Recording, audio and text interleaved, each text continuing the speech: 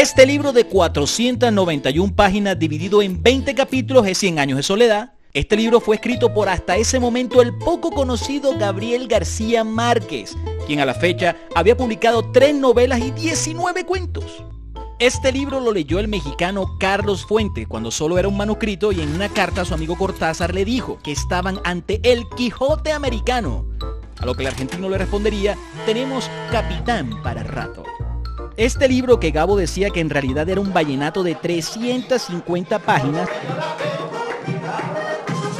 se presume que fue el que le dio el Nobel al colombiano 15 años después. El Premio Nobel de Literatura, repito, Gabriel García Márquez, Premio Nobel de Literatura.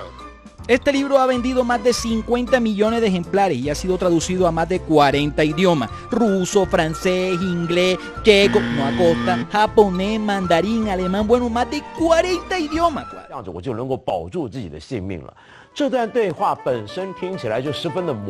Este libro potencializó una época dorada de la literatura de este lado del continente, conocida como el boom, boom, boom, boom latinoamericano, de la que hicieron parte escritores como Julio Cortázar, Carlos Fuentes o Mario Vargas Llosa. Este libro fue el que le dio el ingreso a Gabo a esta selecta lista. Y bueno, este libro ya es el libro más editado en español, el más vendido de la historia, en fin. Este libro en realidad nació muchos años antes de que Gabo comenzara a escribirlo, ¿eh? Él tenía la idea en la cabeza y la venía madurando desde 20 años atrás. Lo que no encontraba era cómo contarlo. A sus 19 años, Gabo empezó un primer bosquejo de la novela con el nombre La Casa. Pero sus ideas todavía estaban... Se dio cuenta que no era posible, que no era capaz de hacerlo. Yo tenía que buscar una forma poética y convincente. Yo me lo creía, pero necesitaba que se lo creyera el lector. Pero bueno, nos fuimos muy atrás. Fue en 1965, durante un viaje en carro con Mercedes y sus 2 hijos a Acapulco, cuando Gabo tuvo la revelación. Carajo. Como mi abuela, que ponía una cara de palo para decirnos las cosas más absurdas. Gabo interrumpiría la escritura del Otoño del Patriarca y se metería de cabeza con este libro. Entonces devuelve y escribe durante 18 meses seguidos.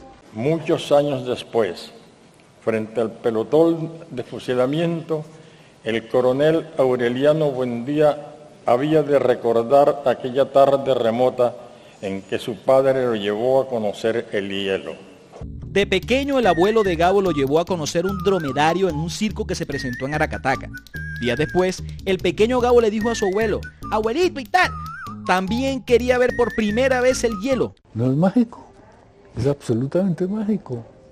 Gabo se encerró en la Cueva de la Mafia, una de las habitaciones de su casa en Ciudad de México, y se dedicó a escribir todos los días de 9 de la mañana a 3 de la tarde. Gabo no era bueno con la máquina de escribir, por lo que solo usaba los 2 dedos índices para mecanografiar, o sea, chuzaba las teclas. ¡Listo! El libro ya estaba terminado y ahora solo faltaba publicarlo. Entonces, un viernes de agosto de 1966, Gabo y Mercedes fueron a la oficina de Correos de México para enviar el manuscrito a Buenos Aires. El empleado puso el paquete en la balanza y tales. Hizo sus cálculos mentales y dijo: son 82 pesos. No pudo pagar todo el envío, porque era muy pesado, entonces tuvo que mandar la mitad del libro. Solo después caímos en la cuenta de que no habíamos mandado la primera sino la última parte. Lo único que falta ahora es que la novela sea mala, dijo Gaba. Bueno, ya. ¿Y de qué trata 100 años de soledad? 100 años de soledad narra la historia de una aldea llamada Macondo.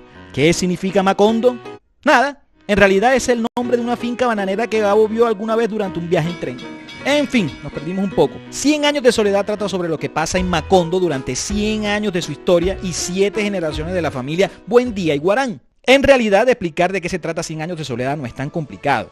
Tenemos a José Arcadio Buendía y a Úrsula Iguarán, los primeros personajes de esta generación. Ellos se casan y acá sale la segunda generación conformada por José Arcadio Buendía, el coronel Aureliano Buendía, Amaranta y Rebeca. Rebeca siempre estuvo enamorada de Pietro Crespi, pero huye y se casa con su hermano José Arcadio. Ese José Arcadio tiene relaciones extramatrimoniales con Santa Sofía de la Piedad y con Pilar Ternera, quien también se acuesta con el hermano de José Arcadio, el coronel Aureliano.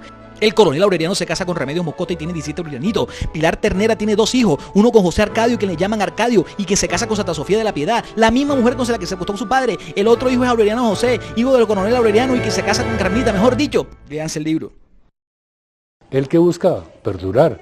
¿Cómo perdura? En la memoria de los lectores. Ese es el destino de una obra maestra, la supervivencia. Este libro fue publicado hace 50 años y además de cambiarle la vida a Gabo, hizo que el mundo se fijara en la literatura latinoamericana y particularmente en Colombia. Antes de este éxito de nada, yo vivía cagado de susto por lo que me podía ocurrir. Y ahora que ha pasado esto, con 100 años de soledad, vivo cagado de susto por lo que me ocurrió.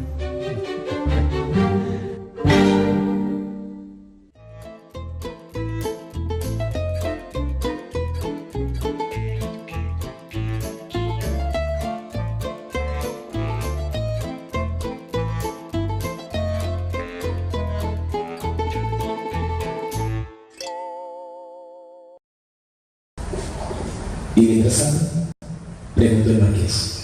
Mientras tanto, dijo Venancio, toquen mi música, llenen la casa de flores, hagan cantar los pájaros, llévenla a ver los atardeceres en el mar, denle todo lo que pueda hacerla feliz. Se despidió con un boleo del sombrero en el aire y la sentencia latina de rigor, pero esta vez la tradujo en honor del marqués. No hay medicina que cure lo que no cura la felicidad. El abuelo seco del cólera, Gabriel García Márquez. Tengan ustedes muy buenos días. Bienvenidos hoy a la presentación de nuestra exposición, de nuestra propuesta didáctica en el recorrido por la geografía musical de 100 años de soledad. Hoy estamos ante ustedes Héctor David Reyes Muñoz y quien les habla, Duverley Botello Torres. Así que sin mucho preámbulo, vámonos a pasear un rato. Cuando pensamos en 100 años de soledad, es inevitable que culturalmente pensemos en Macondo. Y como notaron minutos atrás, y decía el video, ¿qué es Macondo? Nada, una finca bananera en la costa de nuestro país. Pero, más allá que hay, toda una atmósfera engalanada, una construcción literaria de magia y realidad que propone nuestro Premio Nobel de Literatura, que enmarca sus vivencias, las vivencias de este siglo que dejamos atrás, y el realismo mágico. Ahora vamos al aspecto formal de la exposición antes de pasar a esa delicia de plato que tenemos como propuesta didáctica. Vamos con la presentación en Héctor David. Buenos días. Bueno, este trabajo de grado, pues como ya lo han escuchado, es una propuesta didáctica que plantea una lectura nueva de la obra 100 años de soledad, partiendo desde el punto en que al pedirle a alguien que lea, tradicionalmente se espera que lo haga frente a un libro o una pantalla, pero a diario leemos más que solo palabras, leemos señales de tránsito, gestos, imágenes de todo tipo. Entonces, ¿qué queríamos nosotros? ¿Y cuál fue el problema de inicio? Cuando le decimos a un estudiante la estimulación que existe para leer una obra como esta en el colegio o en la escuela, en realidad no existe, ¿verdad? Pero entonces queríamos hacer que fuera mucho más agradable, y esta propuesta propone la lectura de 100 años de soledad a partir de la música, de los elementos musicales que hallamos en la obra y cómo podemos abordarlos de tal manera que podamos sacarle mucho provecho. Para ello nos basamos en los principios aprendidos en la universidad, principios pedagógicos que nos ayudan mucho a nosotros como estudiantes a llevar a cabo esta propuesta, alejándonos un poco, por supuesto, de la tradición de la lectura, teniendo en cuenta de que la lectura en ese sentido también va a ser visual, pero principalmente auditiva. Justificación. Cuando nosotros hablamos de música, generalmente podemos pensar en la clásica, los géneros populares y demás, en la música contemporánea, y muchas veces dejamos de lado que el simple tic-tac de un reloj ya marca un tiempo, un ritmo, una nota. Las notas menores, las notas mayores, creadas hace ya más de 3 siglos, hacen muchas veces una mención a nostalgia o alegría. La relación que nosotros tenemos con música y literatura enfrasca desde el canto de un ave, desde la sincronización del viento, desde el aprendizaje de ese acordeón que Úrsula por allá prohibió una vez, ya que no quería que Aureliano II fuera corroncho como era Francisco el Hombre Trotamundos. Uno de los aspectos más notables de esta nueva e innovadora lectura de 100 años de soledad a través de los sonidos es su efecto de vincular socialmente, pues nada une más que compartir experiencias e historias que fomenten nuevas lecturas. Palabra clave, vivencia. Palabra clave, lectura. La vivencia crea una lectura, como lo decía mi compañero anteriormente, de todo eso que diariamente observamos, de todo eso que diariamente escuchamos. Para hablar de los objetivos, pues es necesario leerlos tal cual, resolviendo la pregunta: ¿cómo llegar a motivar la lectura de 100 años de soledad? Teniendo en cuenta que las personas a quien se dirige esta propuesta didáctica no son niños, solo jóvenes, sino el público en general, personas que tienen la capacidad de hacer lecturas visuales y auditivas. En este caso, por esa razón llamamos a esta propuesta recorrido por la geografía musical en 100 años de soledad. Nuestro objetivo general es proponer un acercamiento que ubique al público en un contexto que estimule los sentidos en ciertos apartados de la obra 100 años de soledad, teniendo en cuenta, por supuesto, que nos vamos a ubicar en un espacio-tiempo determinado, en el cual vamos a seguir una secuencia, una historia, entender un contexto y por qué razón la música está presente en ese apartado. Entre nuestros objetivos específicos tenemos estos tres. El primero es relacionar las diferentes expresiones musicales, sonidos ambientales presentes en la obra, como lo mencionaba mi compañero. Lo otro es justificar la emisión de sonidos autóctonos y extranjeros que forman una atmósfera particular en 100 años de soledad, que la han convertido en una obra magna de nuestro Gabriel García. Y por último, nuestro objetivo específico es fomentar, como ya les había mencionado, esta lectura de la obra, su comprensión y la cosmovisión que tenemos de ella. Antes de avanzar, cuando pensamos en la palabra fomentar, caemos en la incentivación. Muchas veces los modos de lectura que están aferrados a nuestro medio pueden incitar de manera como: leas este libro que es muy atractivo, muy bueno, literatura infantil, juvenil o demás. O podemos hacer perfectamente, como se puede llevar a cabo, una obra de teatro que represente un cuento, una historia, y eso crea un gusto por saber qué sigue más allá, y luego ese estudiante, ese individuo, esa persona adulta vaya y retome la lectura. Nuestro propósito en el punto de la estructura física, que más adelante estaremos ya enseñándole, está precisamente situado en que no nos interesa cuál sea el tipo de público, porque queremos llegar a todo el público. Que si el padre no pudo venir, pero vino su primo y es mayor de edad, nunca ha leído 100 años de soledad, pero resulta que de acuerdo a las interpretaciones, a la audición que escuchó, por supuesto, a lo que observó, va a llegar y va a decir: uy, mire que estuve ayer en una actividad que se realizó, no sabía que teníamos esta forma de ver este cuento, este libro, por supuesto, y va recreando una historia, una vivencia que posteriormente va a reproducir. Vamos al marco teórico. Tenemos la teoría de las inteligencias múltiples de Howard Gardner. Para nuestro propósito decidimos trabajar con las siguientes inteligencias: la musical, la lingüístico-verbal y la inteligencia naturalista. Aquí estamos totalmente abiertos a algo que es el tacto. El tacto está reflejado no solamente en la forma en que simulamos todo el resto de sentidos, sino en la forma como los recibimos y cómo los interpretamos cuando cerramos los ojitos y pensamos precisamente en la persona, en la forma de belleza. Puede llegar a nuestra mente la persona que nos gusta, cuando la que le gusta a la persona de nada. Entonces todas estas representaciones individuales crean un universo cada vez. Tenemos también dentro de nuestro marco teórico a Aidan Chambers.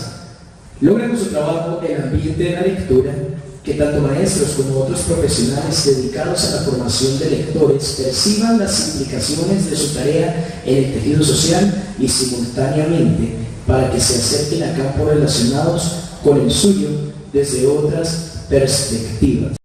Los ambientes de lectura, desde el clima, pues seguramente si en ese momento estuviéramos en un recinto que nos causara sofocación, mucho calor, no estaríamos totalmente dispuestos a recibir información que se está brindando. Si tuviéramos un volumen o un oído a cierta hora como el que estaba yo poniendo hasta hace 5 minutos, muy seguramente también se saturan sus oídos. Todos los aspectos climáticos y contextuales son de vital importancia. La música gobierna el mundo, endulza las costumbres, consuela al hombre en la aflicción, es hija del cielo. Es el más bello y el más glorioso don de Dios.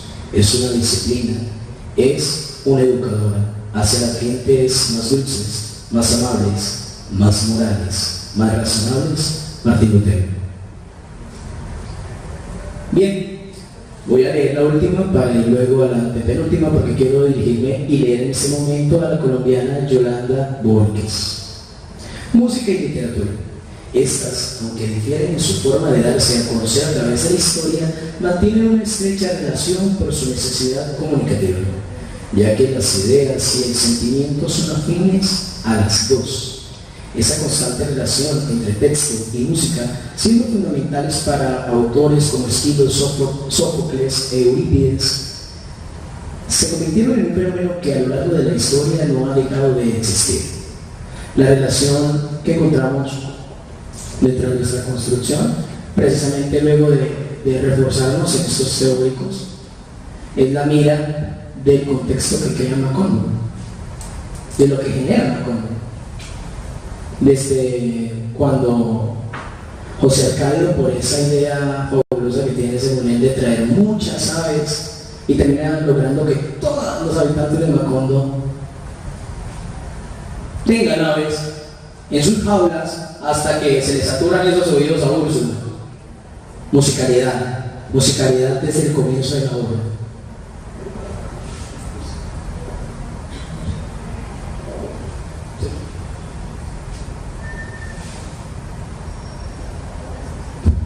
Bueno, aquí ya nos salimos un poco del ámbito más formal, poco tedioso, y nos metemos de plano a la propuesta didáctica que ustedes vinieron a ver el día de hoy. Precisamente esta propuesta didáctica se titula así: Recorrido por la geografía musical en 100 años de soledad. Y cuando pensamos en un recorrido, un paseo, algo ameno, algo agradable, en el cual podamos disfrutar de todo, el paisaje, las atracciones, la compañía. Entonces pensamos precisamente en esta propuesta como la forma en la cual nosotros podemos tener ese acercamiento ante las diferentes situaciones.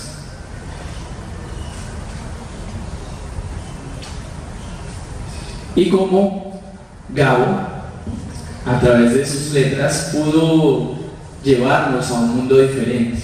Entonces vamos a ir, o los invito a que nos acompañen a este recorrido por la geografía musical de Macondo. Entonces vamos a tener en cuenta que, como mencionamos desde el principio, no nos vamos a encerrar a un salón, un aula específica en la clase de español, sino que vamos a salir de ella. Vamos a buscar un ambiente diferente en el cual podamos interactuar con estos sonidos. Por eso nuestra propuesta tiene 5 espacios físicos, habitaciones, en los cuales cada uno representa un tiempo y un espacio determinado en la obra. Aunque son 4 habitaciones, son 5 elementos musicales. Los vamos a analizar todos uno a uno. Bien. La estructura física incide bastante en la limitación del público que nosotros tenemos. Si lo hiciéramos en un colegio, posiblemente hubiese limitación para la persona que llegue de manera desinteresada, es decir, de manera esporádica y esté allí en la exposición. Por eso decimos nosotros que debe ser extracolegial en principio para poder alcanzar todo tipo de público. Los espacios en su estructura física, la relación con la música, el quinto elemento, que no es un espacio físico, por eso un reloj que va a estar sonando cada media hora, tiene mucha incidencia con respecto a la historia que está allí plantada. Cuando pensamos en geografía, cuando mencionamos la palabra geografía, nos ubicamos en un punto cardinal. Así que es muy posible que las secuencias de habitación a habitación estén. Un ejemplo, aquí está la historia, pero aquí ya avanzamos a la mitad del libro, porque es donde aparece otra referencia musical. Nos ubicamos en puntos cardinales exactos donde la presencia de la música es fuerte. De ahí que decidamos incluir la palabra geografía dentro de nuestra propuesta. Ahora sí pasamos a la habitación número 1.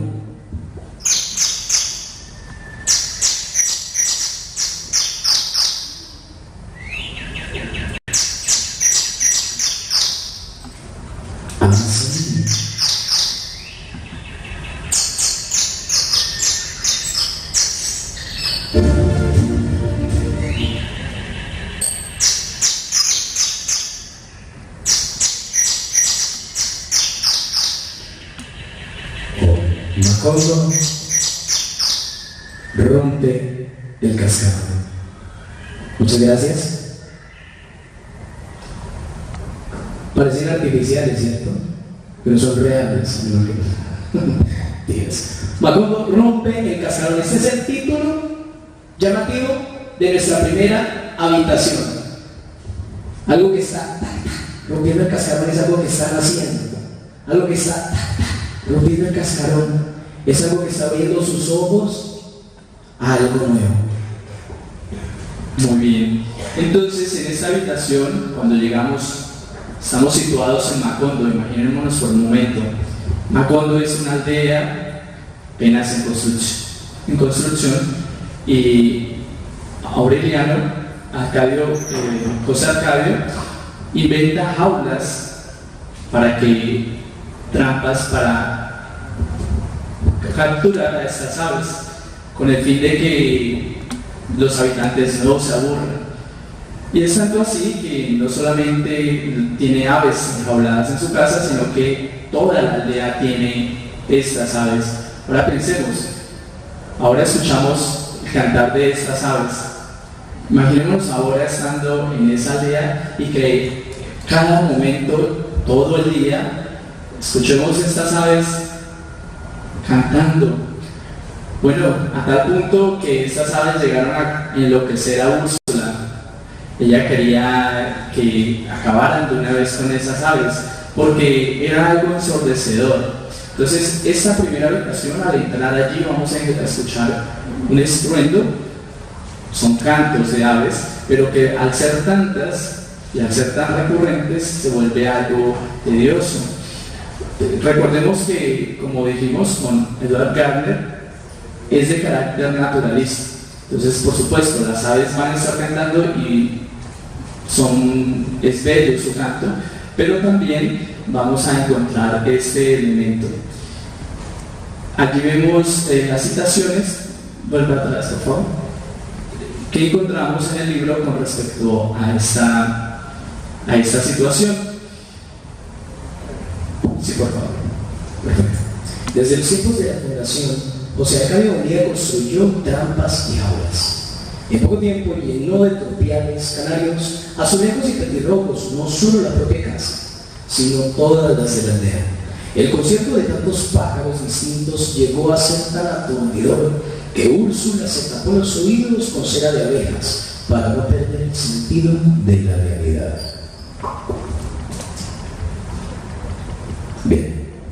La liberación de los pájaros que desde la época de la fundación alegraban el tiempo con sus flautas, e instalación en su lugar de relojes musicales en todas las casas. Hagamos una pausa para que analicemos lo que acaba de decir mi compañero Héctor David con respecto a la primera ave. Cada ave va a tener su modo de interpretación y cada ave va a tener su tiempo de interpretación.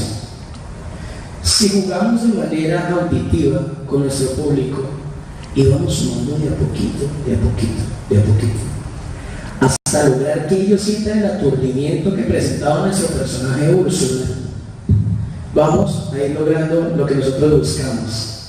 Y es esa sensación, esa interpretación en esta primera habitación.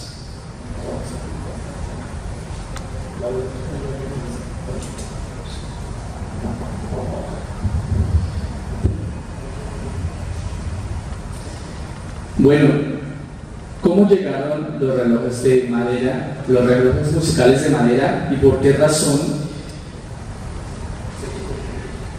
Bueno, recordemos entonces, o en este caso, suponiendo que ustedes no hubiesen leído la obra, vamos a hablar de los gitanos y cómo ellos, cuando llegaron, trajeron consigo muchos inventos de Occidente, de Europa.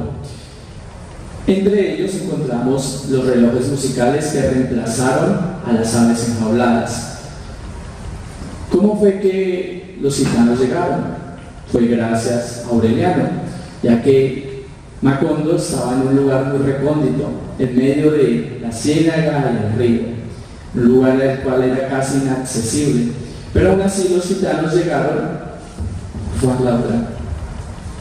Los gitanos llegaron, encontraron Macondo debido al cantar de las aves. Entonces vemos como un elemento nos lleva al otro, y como José Arcadio darse cuenta que estos gitanos traían consigo estos inventos, decidieron reemplazar las aves enjauladas en cada casa de la aldea por relojes musicales. Estos, como vienen mencionando las citas textuales del libro, sonaban al unísono cada media hora. Ahora vamos a escuchar más adelante cómo sonaría Macondo cuando cada media hora sonaban estos relojes. Teniendo en cuenta entonces que esta tribu, que estaba dirigida por Melquiades, siempre estaba representada en cuanto al progreso de la aldea, que posteriormente, y veremos, se va convirtiendo en un pueblo.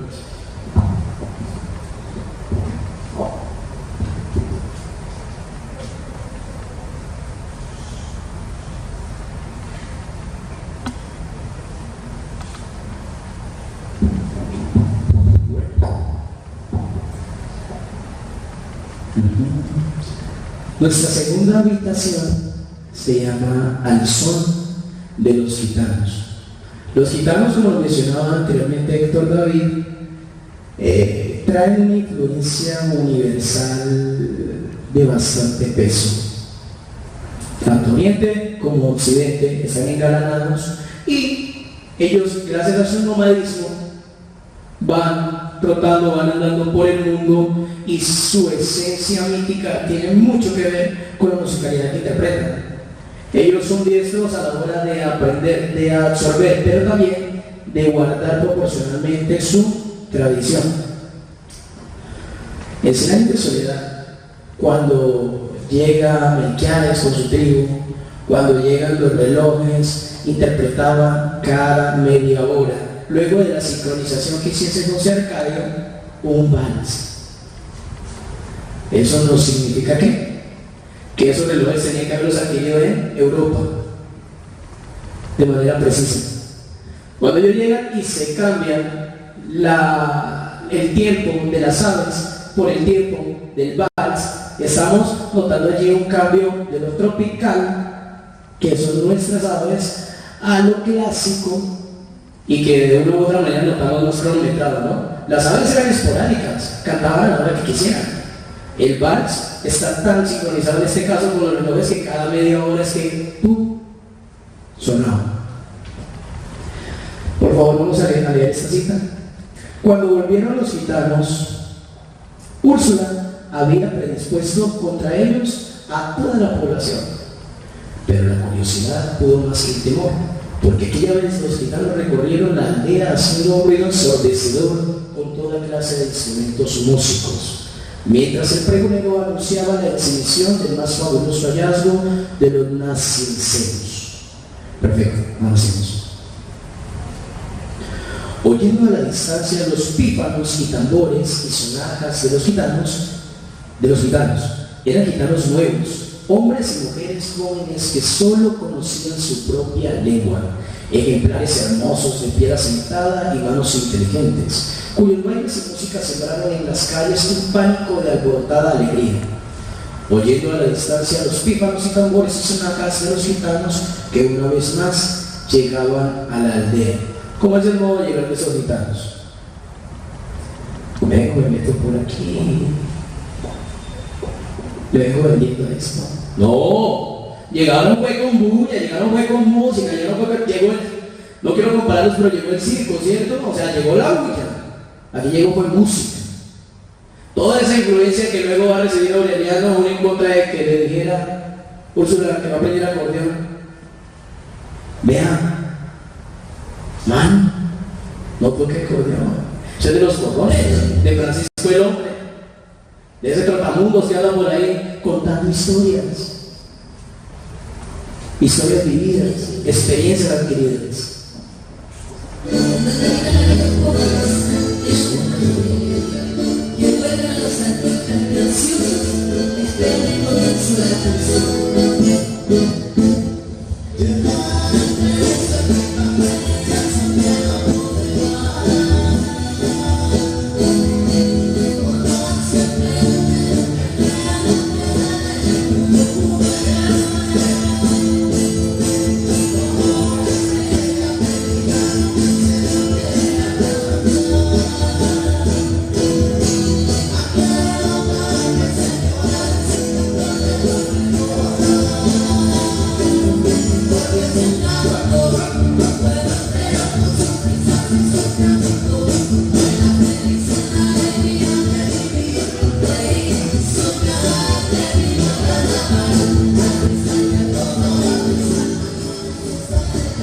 Bueno, entonces, el primer elemento musical que encontramos fue las aves. El segundo, los relojes musicales traídos por los gitanos. Y el tercero, como pueden darse cuenta ustedes, son los gitanos, su cultura y la organología de su música. ¿Sí? Entonces, teniendo en cuenta, nos hubiese gustado hacer que desfilara por aquí unos gitanos, pero no los conseguimos. Entonces les trajimos la música más. Pero entonces vamos a tener en cuenta que el tercer aspecto o tercer elemento musical que encontramos son los gitanos y su música traída de todo el mundo.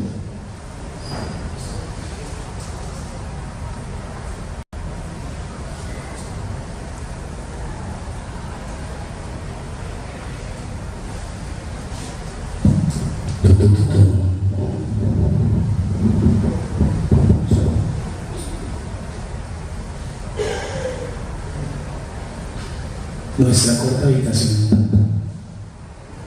Bailamos un vals.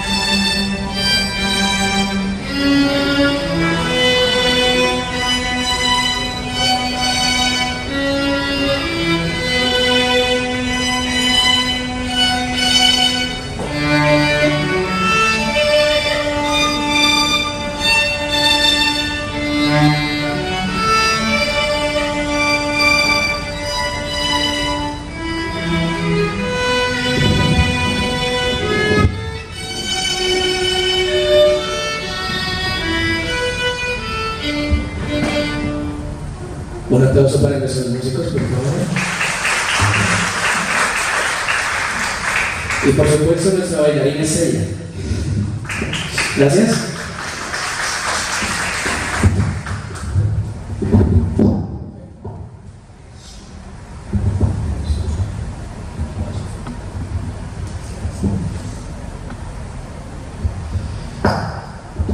Bueno, Macondo ha crecido, ya no es una aldea pequeña, y Úrsula decide hacer una reforma a su casa. Ahora es la Casa Blanca Grande, en la cual ahora ya sus niñas son unas adolescentes.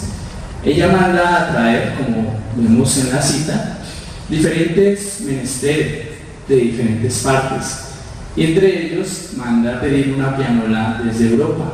Y aquí aparece el personaje Prieto Crespi. Él enseña, pues fuera de enseñar el funcionamiento armado de la pianola, también hace todo para que las niñas aprendan a bailar vals según los rollos que la pianola toca de forma automática. Entonces se convierte la pianola en un elemento fuerte, y vemos por supuesto la influencia de Europa en la obra. Entonces el vals europeo que escucharon ahorita representa precisamente esta escena. Úrsula había encargado costosos menesteres para la decoración y el servicio, y el invento maravilloso que había de suscitar el asombro del pueblo y el júbilo de la juventud, la pianola. La llevaron a pedazos, empacada en varios cajones. La casa importadora envió por su cuenta a un experto italiano, Pietro Crespi, para que armara y afinara la pianola, instruyera a los compradores en su manejo y les enseñara a bailar la música de moda impresa en 6 rollos de papel. Pietro Crespi era joven y rubio, el hombre más hermoso y mejor educado que se había visto en Macondo. Tan escrupuloso en decir que, a pesar del calor sofocante, trabajaba con la familia abrocada, con la almilla abrocada y el grueso saca de paño oscuro. Entonces Pietro Crespi, como les menciono, enseña a bailar a Úrsula y a Amaranta y a Rebeca, para que puedan ser invitadas o invitar a las personas a su nueva casa, y que puedan ver cómo las niñas han aprendido esta destreza. Pietro Crespi volvió a componer la pianola. Rebeca y Amaranta lo ayudaron a ordenar las cuerdas y los secundaron en sus risas por lo enrevesado de los valses. Era en extremo afectuoso y de índole tan honrada que Úrsula renunció a la vigilancia. La víspera de su viaje se improvisó con la pianola restaurada un baile para despedirlo, y él hizo con Rebeca una demostración virtuosa de las danzas modernas. Después de que Pietro Crespi se va, regresa y monta en Macondo su tienda musical, que, como nos menciona la cita, estaba atiborrado de instrumentos músicos. Y podemos pensar precisamente en cómo sería la habitación de Pietro, la tienda musical de Pietro Crespi, con los instrumentos en todos lados, la pianola a un lado, y quizás él enseñando a bailar vals a uno de sus alumnos. En esta habitación vamos a notar la influencia, y debe estar estructurada la influencia de instrumentos europeos, por supuesto. Tenemos a un italiano que dentro de nuestro imaginario tendrá que estar representado por 2 personajes, tal cual como lo hice con nuestra compañera de carrera, y tendrá que estar sonando un vals clásico europeo, de tal manera que la persona, el público que esté dentro con nosotros, se identifique justo con esta parte puntual de la obra. Pietro Crespi regresa y se enamora de Rebeca. Posteriormente se enamora de su hermana Amaranta, y al no ser correspondido por ninguno de los dos, se suicida. El 2 de noviembre, día de todos los muertos, su hermano abrió el almacén y encontró todas las lámparas encendidas y todas las cajas musicales destapadas y todos los relojes grabados en una hora interminable. Y en medio de aquel concierto disparatado encontró a Pietro Crespi en el escritorio de la trastienda, con las muñecas cortadas a navaja y las 2 manos metidas en una palangana de benjuí. Aquí notemos, no voy a quitar así por favor, notemos que los relojes están trabados en una hora interminable. Y estamos en su tienda musical. Y en esta tienda musical perfectamente podría haber estado presencia, por estar en el Caribe, presencia de aves. Pero no, tenemos puntualmente los relojes que están en una hora interminable, que significa en este momento precisamente esa distorsión, ese mal momento, esa entonación baja que se está viviendo justo en su tienda, en medio de todos esos instrumentos que dijimos anteriormente. Con la llegada de Pietro Crespi representan lo clásico.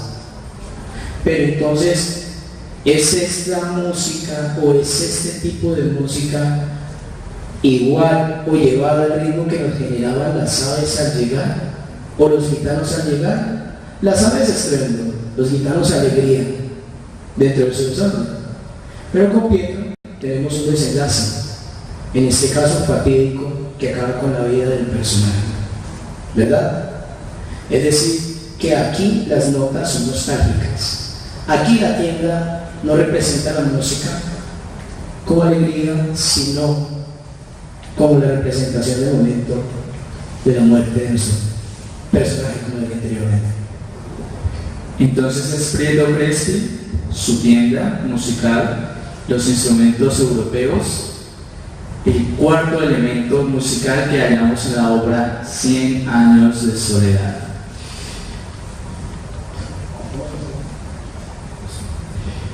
La cuarta habitación tiene por título Hay hombre. Listo. ¡Hay hombre! Eso es cierto, los ayumberos. ¿Alguien sabe qué son los ayumberos? ¿Aquí presente? Sí, bueno, aparte de la profe Cecilia. ¿Alguien que nos quiere decir qué son los ayumberos? Los que dicen hay hombre, efectivamente, solo que no dicen hay hombre o hay hombre. No, lo dicen es con ganas, con la pujanza. ¡Hay hombre! No le importa ver y saludar así a la distancia, es decir, tienen esa pena exclusiva. Son los ayumberos, son costeños, pero son ayumberos aquellos que hacen eso. Fácil. Bueno, yo quiero quitarles el frío si tienen. Ustedes tienen que interpretar, por favor, conmigo. Los quiero ver con las palmitas arriba. A ver, yo los quiero ver con las palmitas. ¡Pa! ¡Pa! ¡Pa! Todos los que están aquí, todos los que están aquí. A ver. ¡Pa! Una canción del maestro Rafael Escanora. Bueno, un poquito más de música. ¡Ay! Eso de pie, amigo, que lo costeños ahora sí. Hágalo conmigo.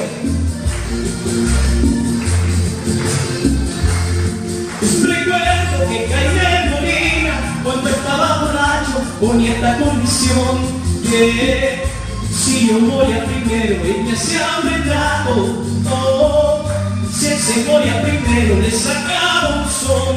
Que si yo moría primero, ella se abre el trago. Oh, si él se moría primero, le sacaba un son. Ahora prefiero esta condición, que me hiciera el retrato y no sacarle un son.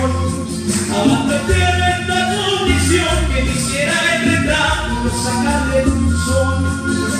Espero que le esté gozando. Un costeño opita, si me aproveche por mí. Ay, hombre.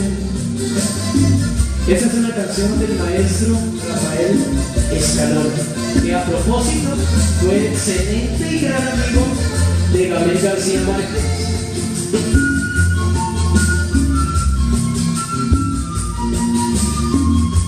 Cuando estaba tomando siempre me insultaba con frases de cariño que sabía decir. Cuando estaba tomando siempre me insultaba con frases de cariño que sabía decir. Luego en las piernas se me sentaba, me contaba un chiste y se ponía a reír. Luego en las piernas se me sentaba, me contaba un chiste y se ponía a reír. ¿Le vamos a bajar la música? No queremos ponernos a la arriba después. Bueno, perdón.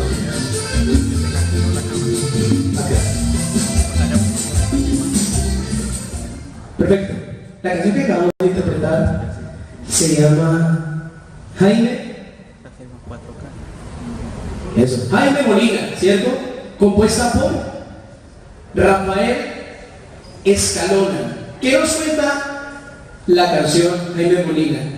Recuerdo que Jaime Molina, cuando estaba borracho, se ponía a decir que si yo moría primero, él le hacía el canto, y si moría primero, yo le sacaba un son, una historia, una vivencia del pueblo.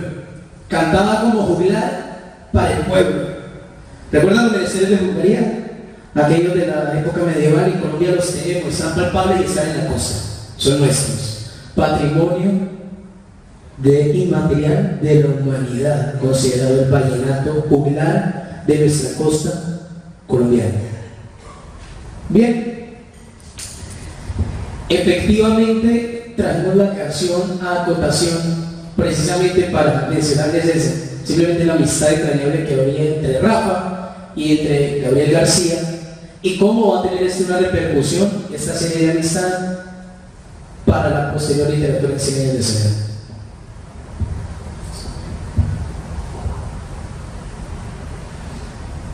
Bueno, ay hombre, esta habitación, ustedes van a encontrar, en realidad es una tienda, se llama la tienda de Catarino, pero también es un bar, pero también es un burdel. Pero vamos a centrarnos en la música que hay, o el espacio que se genera en esta tienda. Allí encontramos que Catarino da la posibilidad de encontrar un refugio, una llegada para los músicos. Y ahí es donde vamos a hablar acerca de Francisco el Hombre, el mito y la realidad. Hasta ese entonces en el mundo no se conocía nada relacionado con el vallenato, con la música del Caribe, nada. Pero fue gracias a Gabriel García Márquez que se empezó a dar o a conocer el mito de Francisco el Hombre y del vallenato que cantamos nosotros y que es oriundo de la región norte de nuestra Colombia. Tanto así que, como mencionó Duber, él fue declarada en el 2015 Patrimonio Cultural Material de la Humanidad por la UNESCO. Entonces vamos a hablar un poco acerca de Francisco el Hombre y cómo Francisco el Hombre trajo el vallenato o presenta el vallenato en la obra. Meses después volvió Francisco el Hombre, un anciano trotamundos de casi 200 años que pasaba con frecuencia por Macondo divulgando las canciones compuestas por él mismo. En ellas, Francisco el Hombre relataba con detalles minuciosos las noticias ocurridas en los pueblos de su itinerario, desde Manaure hasta los confines de la Ciénaga, de modo que si allí tenía un recado que mandar o un acontecimiento que divulgar, le pagaba 2 centavos para que me incluyera en su repertorio. Francisco el Hombre, así llamado porque derrotó al diablo en un duelo de improvisación de cantos, y cuyo verdadero nombre no conoció nadie, desapareció de Macondo durante la peste del insomnio y una noche reapareció sin ningún anuncio en la tienda de Catarino. Este mito, Francisco el Hombre, se convirtió en un hito. ¿De dónde salió? Gabo lo escuchó y estuvo siempre vagando por toda la región Caribe, lo que hoy conocemos en los departamentos de Cesar, Bolívar, Magdalena y Sucre. Entonces, es allí de donde es Gabo que él escucha esa historia y lo que hace es escribirla de tal manera que ahora todo el mundo conoce lo que sería el origen del vallenato desde el punto de vista mítico. Todo el pueblo fue a escucharlo para saber qué había pasado en el mundo. Francisco el Hombre cantaba las noticias con su vieja voz descordada, acompañándose con el mismo acordeón arcaico que le regaló Sir Walter Raleigh, perdonará en ese momento esta grabación, en la Guayana, mientras llevaba el compás con sus grandes pies caminadores. Recordemos que el acordeón, en realidad, los acordeones llegaron por accidente a Colombia. Tenían el objetivo de llegar a la Argentina. y por problemas climáticos el barco se desvió y encalló en las costas del Caribe. Entonces así fue como el acordeón llegó hasta Colombia.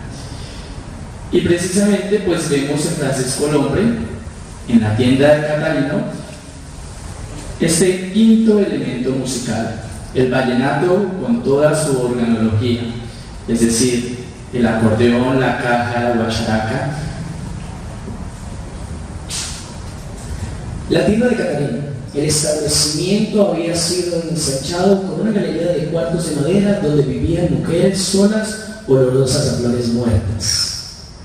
Un conjunto de acordeón y tambores ejecutaba las canciones de Francisco del Hombre, que desde hacía varios años había desaparecido de Macondo.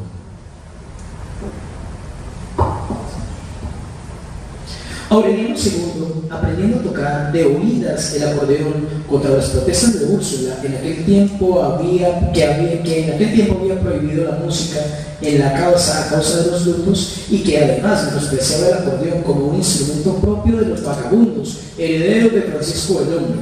Sin embargo, Aureliano II llegó a ser un virtuoso del acordeón y siguió siéndolo después de que se casó y tuvo hijos, y fue uno de los hombres más respetados de Macondo.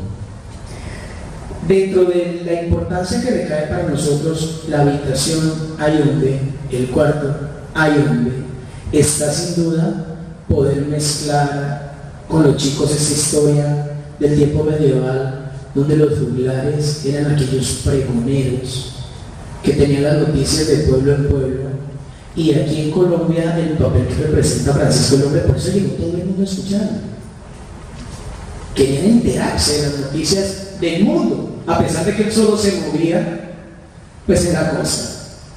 Esa es la dimensión que tenía del mundo, pero la gente del pueblo de Macondo, ¿verdad? Posteriormente, en la cita que acabamos de leer, hay gente que está entonando, inclusive Aureliano, entonando música de Francisco el Hombre. Eso quiere decir que lo que él cantaba como historia quedó en este recuerdo cultural, quedó en este de contar de boca en boca, tanto que se vuelve una música cifrada y escrita.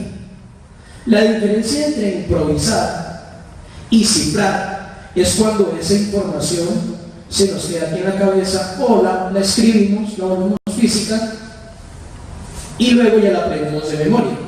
La improvisación nace por virtuosismo e interpretamos en el momento, ¿verdad? Con inspiración.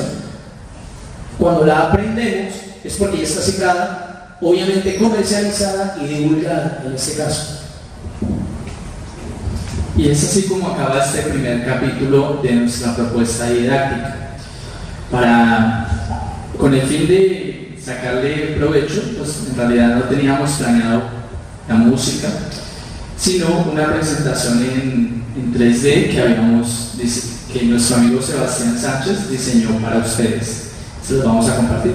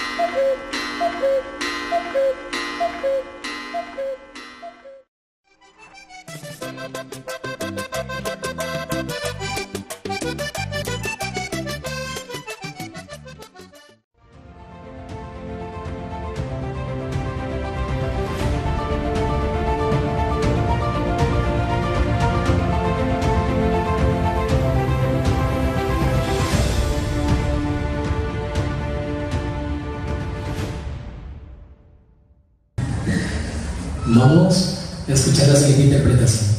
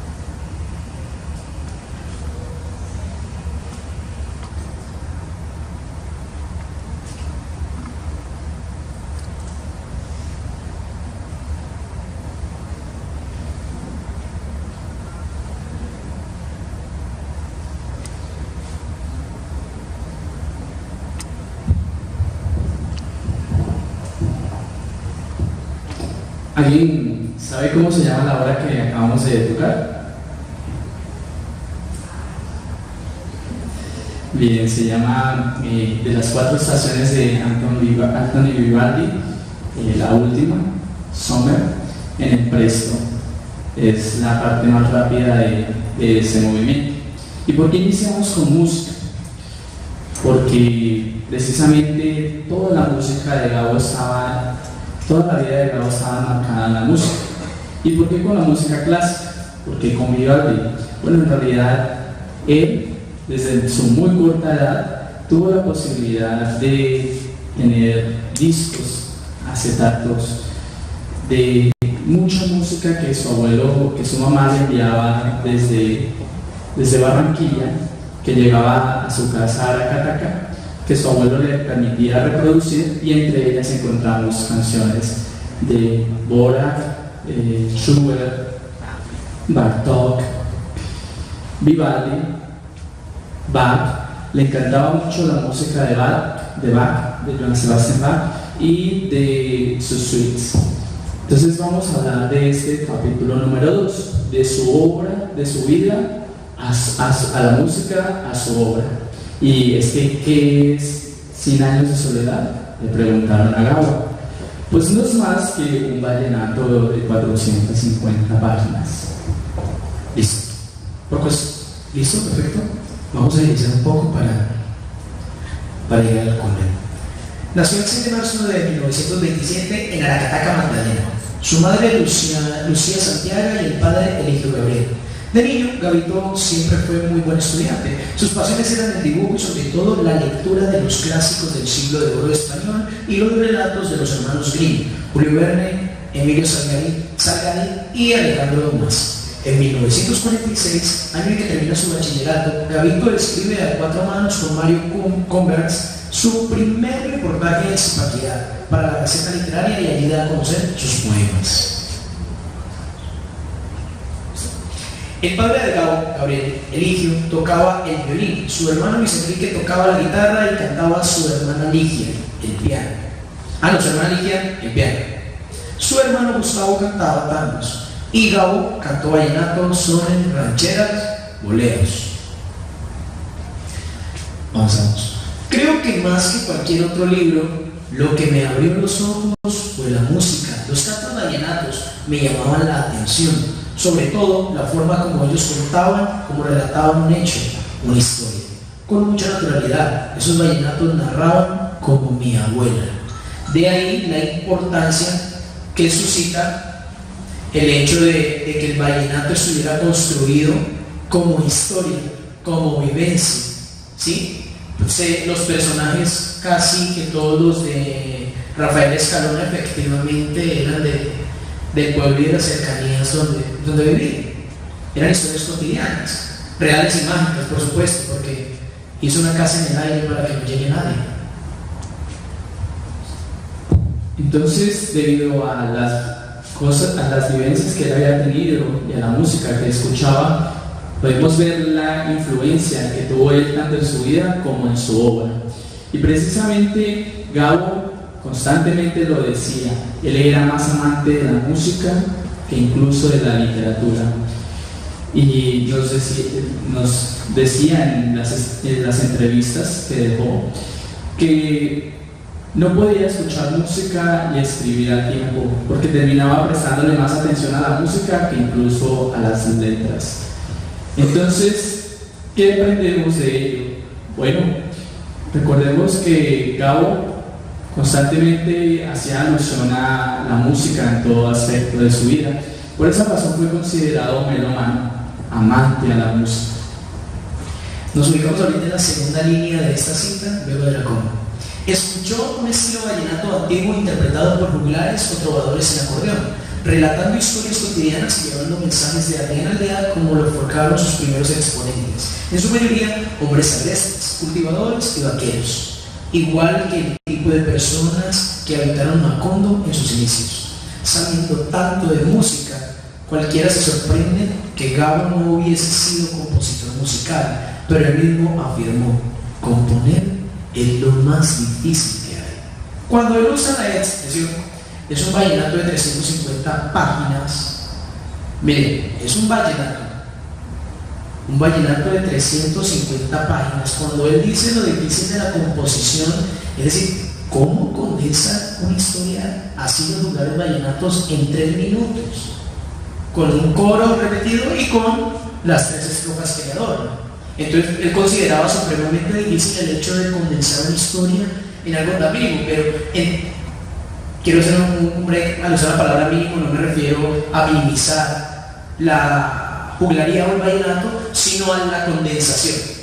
Entonces, pues Gabriel García Márquez, con esta mente tan abierta que siempre tenía, obviamente se le dificultaba representar una historia en tan poco, y al contrario, pues mire la obra magna que nos dejó.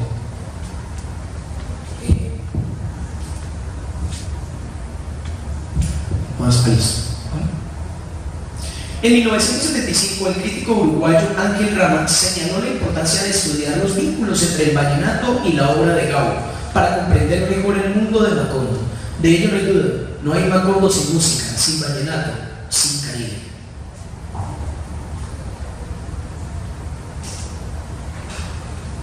Avancemos. Como diría Gabo, 100 años de soledad es un vallenato de 300 páginas, o 350 como señalan algunos artículos que nosotros investigamos y que ahorita están referenciados.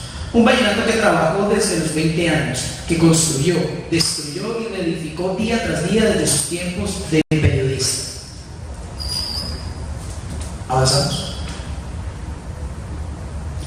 La música determina el estado de ánimo de un acontecimiento. La música juega un papel muy importante en Macondo. Da estabilidad en cualquier ambiente, entre soledades e insolidaridades, en un ajetreado pentagrama que recorre por la geografía de la novela. Muy bien, entonces este segundo capítulo que analizamos, que ya está fuera de la propuesta didáctica como en sí, como la actividad, era necesaria en el carácter pleno de la palabra, porque necesitábamos saber a fondo o investigar acerca de la vida, la obra de Gabo. Entonces, entender a Macondo y poder vivenciar, hacer más vívido este recorrido, necesitaba entender sus inicios y sus fuentes. Ahora, este tercer capítulo es el que va al revés, ya no va de la obra a la música, de la música a la obra, sino de la obra a la música. Es decir, se publica 100 años de soledad y empieza a tener mucha acogida. Todo Latinoamérica quiere leerlo. Y entonces se presentan diferentes canciones. En sus entrevistas, Gabo dijo que 100 años de soledad, pues como ya lo hemos mencionado reiteradas veces, es un vallenato de 400 o 300 páginas. Por lo que evidencia la existencia de que se figura y trabajo han asumido en la cultura popular. Sobre su obra se han compuesto cumbias, porros, vallenatos, óperas y hasta un tango. Entonces aquí vamos a mostrarles la lista de las canciones que se han compuesto y vamos a poner una de ellas. Vamos a poner Macondo, que es una cumbia peruana. Fue la primera canción que se escribió alusiva a la obra y es de el peruano Daniel Camilo Díez.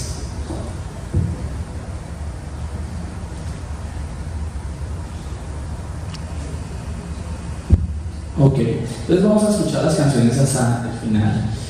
Bueno, Macondo, el vallenato Nobel, que le compuso su amigo Rafael Escalona, Macondo en llamas, Agua de Luna, un CD completo que compuso Rubén Blades en honor a las obras de Gabo. Me voy para Macondo, una cumbia colombiana clásica de la compositora Gabriela Arango de Tobón. Años de soledad, un tango instrumental de Astor Piazzolla. Después de los despuéses de Joaquín Sabina y Manuel Serrat. Bambuco de Macondo, un bambuco chileno compuesto por Horacio Salinas y Patricio Mans. The Sad Walters of Pietro Crespi, El triste vals de Fredo Presby, es una canción que compuso la banda estadounidense Owen, así como un CD completo que compuso la banda de folk italiana llamada Modena City Runners, que se tituló Tierra e Libertad. Y por último, la obra que todos habitualmente conocemos y de la cual se ha hecho mucha mención es Macondo de Oscar Chávez.